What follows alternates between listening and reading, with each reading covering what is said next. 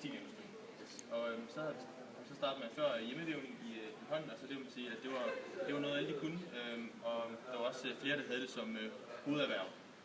Og senere der kom der den her købmandsaftale, hvor købmændene de aftalte både med priser og arbejder. Yes. Og så senere hen, så opfandt man de her to maskiner, Arkwrights og Hargreavers hånd, altså det var så i hånden, og så spinning jenny. Yes. Og i 1700-tallet, der kan man så sige, at bomuld det har en stor fremgang. Det bliver billigere, og det var et behageligt produkt for alle. Yes, og i 1760 så kommer man til det punkt, hvor produktionen nu ikke længere kan følge med efterspørgselen. Man skal til at finde ting på nye metoder. Så kommer de her to maskiner, Arkwrights og Hargreaves. Egentlig så er det ikke selve garnproduktionen, der er problemet. Jo, det er lige præcis garnproduktionen, der er problemet. Det er vævningsproduktionen, der ikke er problemet. Den er egentlig godt.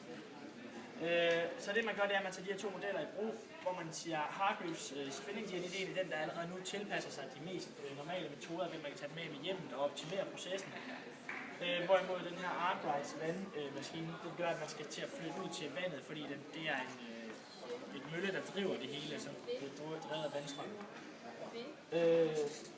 Så det resulterer i, at man flytter hele byer, eller når man sætter maskinen op, så skal man jo arbejde til maskinen, så bliver man nødt til at bygge hus til arbejderne, så der kommer helt nye samfund omkring de her vandløb, fordi maskinen er der.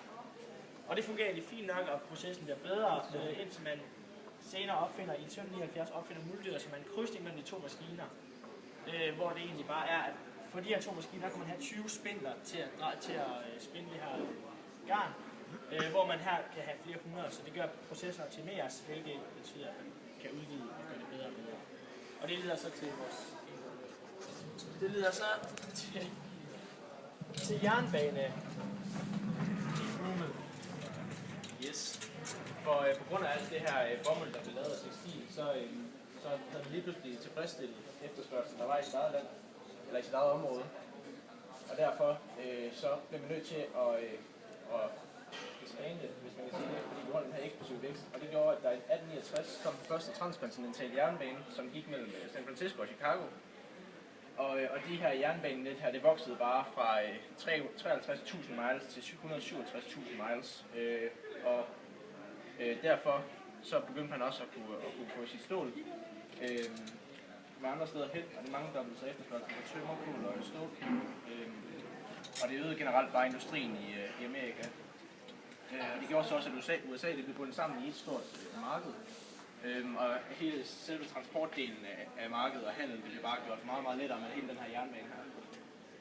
Men den her jernbane, i sig selv var den ikke nok til, at man kunne få en god økonomisk vækst, som man nu fik fra det her. Det var også en meget stor faktor, at der kom en stor befolkningsvækst, som gjorde, at der kom en meget større efterspørgsel. Ja. Jeg vil ned i tryk på noget.